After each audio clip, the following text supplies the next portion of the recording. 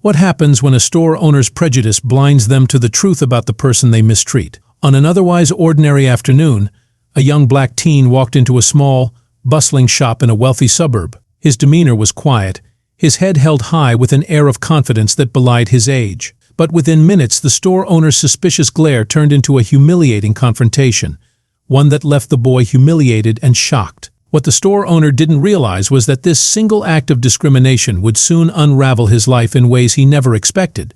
On a sunny afternoon, 15-year-old Marcus stepped off the school bus with a bounce in his step. The vibrant neighborhood was alive with activity children playing on the sidewalks, the aroma of freshly baked bread wafting from a nearby bakery, and the hum of traffic blending into the rhythm of the day. Marcus had a mission to buy a gift for his mother's birthday. She had been working tirelessly as a nurse, often pulling double shifts, and Marcus wanted to show his appreciation. He had saved up for weeks, doing odd jobs around the neighborhood, mowing lawns, walking dogs, and even helping Mrs. Jenkins carry her groceries. His destination was Simmons' Boutique, a shop known for its elegant scarves and jewelry. Though he knew the items there weren't cheap, Marcus was determined to find something special for the woman who always put him and his little sister first. As he approached the store, the sleek glass doors reflected his youthful excitement. The boutique itself stood out among the other shops on the block with its polished exterior and intricate displays. Inside, shelves sparkled with neatly arranged accessories, and the air carried a faint scent of lavender.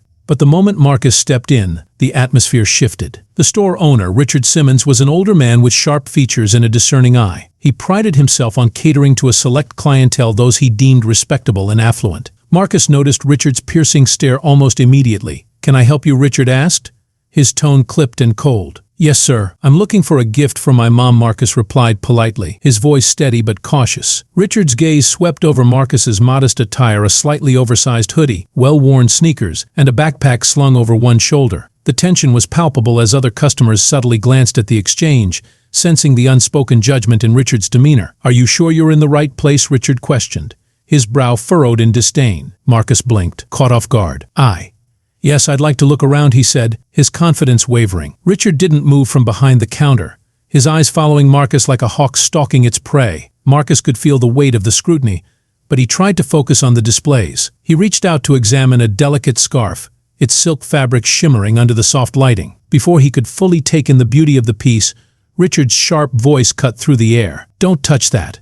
If you can't afford it, don't waste my time." The words hit Marcus like a punch to the gut. A mix of embarrassment and frustration swirled within him as he slowly lowered his hand. Around him, the other shoppers turned away, some pretending not to notice, others silently judging. Marcus swallowed hard, trying to steady his breath. "I have money," he said quietly, pulling out a neatly folded wad of bills he had painstakingly saved. Richard sneered. "Sure you do. Let me guess, allowance money. This isn't a playground, kid." The humiliation was suffocating, but Marcus refused to let the man see him falter. He stood his ground, determined to prove his worth. Little did Richard know this young boy's resolve would soon lead to a reckoning he couldn't escape. Marcus clenched his fists, forcing himself to remain calm, despite the sting of Richard's words. He wasn't just upset, he was hurt, but he refused to let that show.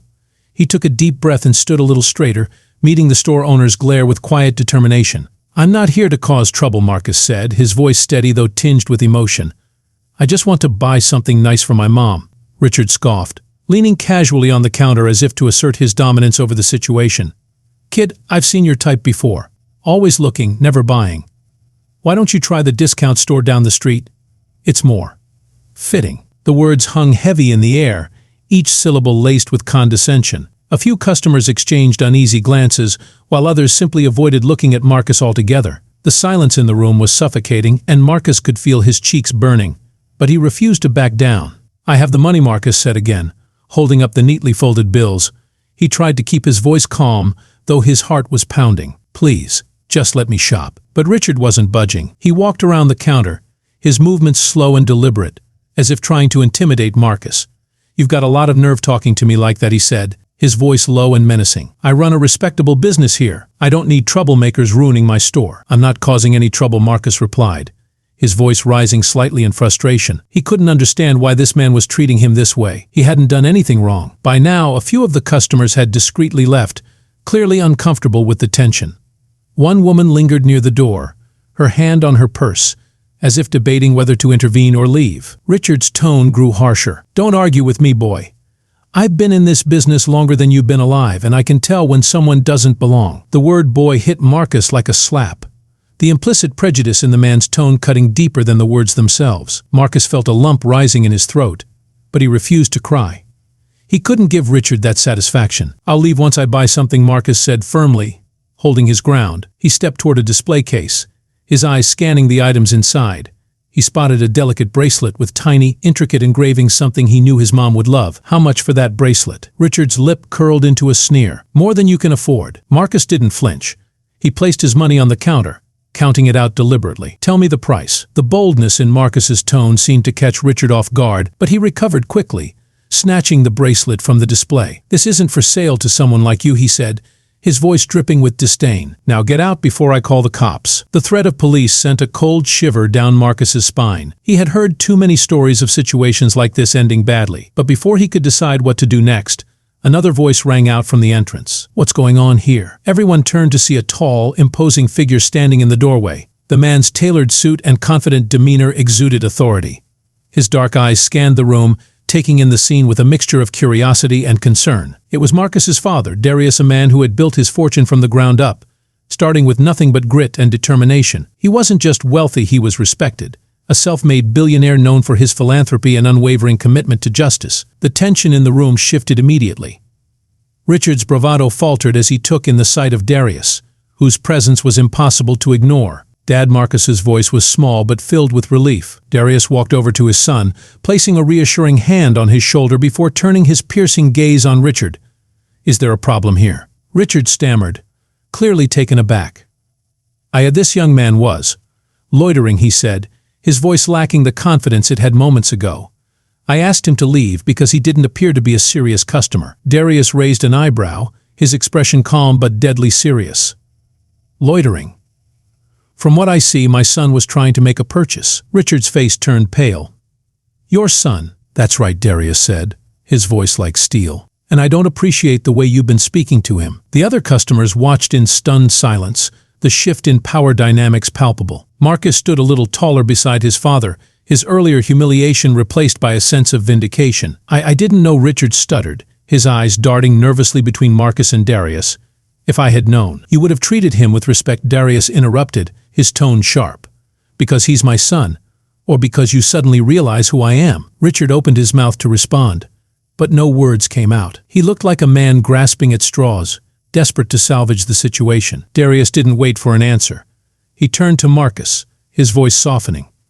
"Did you find what you were looking for?" Marcus nodded, pointing to the bracelet still clutched in Richard's hand.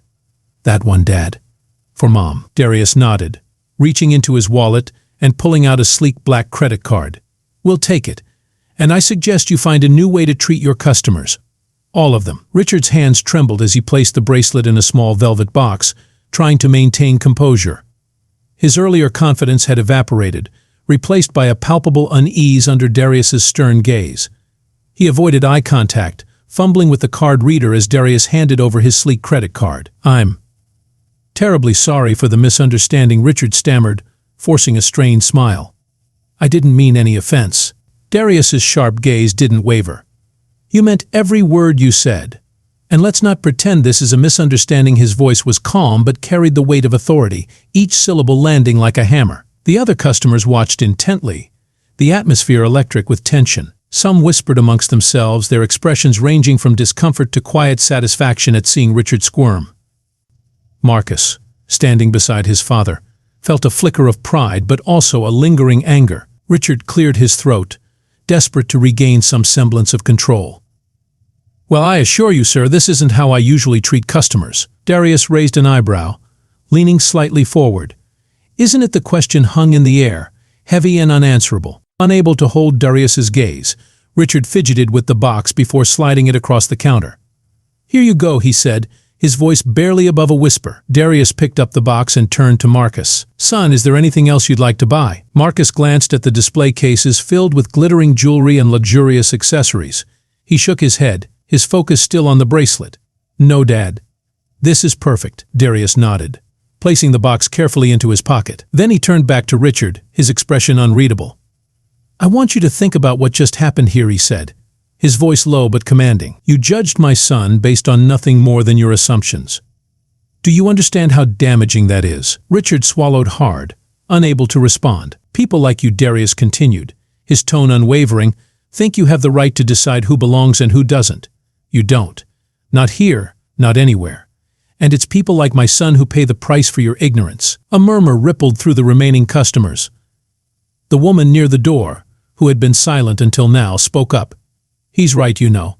I've seen you treat others the same way, Richard." Richard turned sharply toward her, his face reddening. "I don't know what you're talking about, Mrs. Carter." "Oh, I think you do," Mrs. Carter replied, her voice steady. "You've turned away more than a few customers for no good reason. Maybe it's time someone held you accountable." The weight of her words seemed to embolden others. A man near the back of the store nodded in agreement. "She's right. I've heard complaints about this place for years. People just didn't want to speak up." Richard's head swiveled as he looked at the faces around him, his earlier arrogance crumbling under the collective judgment of the room. I've always tried to run an honest business," he mumbled, but his words lacked conviction. Darius's eyes narrowed. "An honest business doesn't thrive on discrimination. If this is how you treat people, you shouldn't be in business at all." For a moment, silence reigned. Then Darius reached into his pocket and pulled out a sleek phone. "I'm calling my legal team," he said calmly, his voice cutting through the quiet like a knife. "Not just for my son, but for every person you've wronged in this store. It's time someone exposed your practices." Richard's face drained of color. "Please, sir, there's no need for that," he said quickly, his tone shifting to desperation. "I can make this right. I'll donate to charity anything you want." Darius tilted his head, his expression one of calculated disdain. "Charity won't erase the harm you've caused. But let's see how the community feels about supporting a store with a history of discrimination. You've built a reputation here, Richard. Let's see if it can withstand the truth." The store owner's mouth opened and closed like a fish out of water, but no words came out. His shoulders slumped in defeat as the reality of his situation set in. Marcus watched in awe as his father dismantled Richard's defenses with precision and grace. He had always known his dad was powerful, but seeing it in action was something else entirely. For the first time that day, Marcus felt a sense of justice, of balance being restored. Darius turned to his son, his expression softening. "Marcus, are you ready to leave?" Marcus nodded, his grip tightening on the small shopping bag now in his hand. As they headed toward the door, Darius paused and looked back at Richard. "I hope you learn from this," he said simply, "because next time there might not be anyone left to defend you." With that, father and son walked out of the store, leaving Richard standing behind the counter, his face a mix of anger, fear, and regret. Outside, the crisp air felt like a balm to Marcus's frayed nerves. He looked up at his father, admiration and gratitude shining in his eyes. "Thanks, Dad," he said quietly. Darius placed a hand on his son's shoulder, a small smile breaking through his otherwise serious demeanor. "You never have to thank me for standing up for you, Marcus. That's what family is for." But as they walked down the busy street, Marcus couldn't help but wonder if Richard and people like him would ever truly change. The thought lingered, bittersweet, as they disappeared into the crowd. The next day, news of the confrontation spread quickly. The local community was abuzz with conversations about what had happened at Richard's store. Social media posts detailed the incident, and comments poured in, some defending Richard's actions as a misunderstanding, but the overwhelming majority condemning his behavior. Darius, true to his word, had contacted his legal team. They drafted a formal complaint against the store, not only for its discriminatory practices, but also for failing to uphold ethical standards in its business dealings. Local media picked up the story, shining a spotlight on the broader issue of racial bias in small businesses. Richard, facing mounting pressure and dwindling customer support, issued a public apology. Standing outside his store, he addressed the gathered reporters with a prepared statement. "I deeply regret my actions," he said, his voice shaky. "I failed to treat my customers with the respect and dignity they deserve. Moving forward, I am committed to making meaningful changes in how I run my business." But for Marcus and Darius, words weren't enough. The damage had been done, and they knew apologies were just the beginning. As they watched the televised statement from the comfort of their home, Marcus turned to his father. "Do you think he really means it?" Darius sighed, his expression thoughtful. "It's hard to say. Change doesn't happen overnight, but sometimes being held accountable is the first step." In the weeks that followed, Richard's store underwent a transformation. He hired a diversity consultant to train his staff, implemented policies to ensure fair treatment of all customers, and even donated a portion of his profits to local organizations advocating for equality. Meanwhile, Marcus began to see the ripple effects of that day. At school, classmates who had once ignored or underestimated him started to show respect. Teachers and peers alike acknowledged the bravery he displayed by standing up for himself, even in the face of blatant prejudice. One afternoon, while walking home from school, Marcus noticed something unexpected. Richard stood outside the store, handing out flyers for a community event, a fundraiser for underprivileged youth. Their eyes met, and for a moment Marcus considered walking away. But something in Richard's demeanor had changed. He looked genuinely humbled, even remorseful. With a deep breath, Marcus approached. "Hi, Mr. Richard," he said, his voice steady. Richard looked startled but quickly recovered. "Marcus, I'm glad to see you." "I heard about the fundraiser," Marcus continued. "It's a good thing you're doing." Richard nodded, his face a mix of gratitude and regret. "Thank you. And Marcus, I'm truly sorry for what I did to you. I can't undo the past, but I hope to do better moving forward." Marcus studied him for a moment, then gave a small nod. "I hope you do too." As he walked away, Marcus felt a weight lift off his shoulders. It wasn't forgiveness, not yet, but it was a step towards something better. Back home, Marcus shared the encounter with his father. Darius listened carefully, then placed a hand on Marcus's shoulder. "You have a good heart, son. Never lose that, no matter what the world throws at you." The story ended not with complete resolution, but with the possibility of growth and redemption, a reminder that change, though slow and imperfect, is always worth striving for. If you found this story thought-provoking, don't forget to like the video and share it with someone who needs to hear it. Stories like this remind us that standing up against prejudice can create ripples of change. What would you have done in Marcus and Darius's shoes? Let us know your thoughts in the comments below. And if you want to hear more powerful stories that inspire and challenge perspectives, subscribe to our channel and turn on the notification bell. Thank you for watching, and we'll see you in the next story.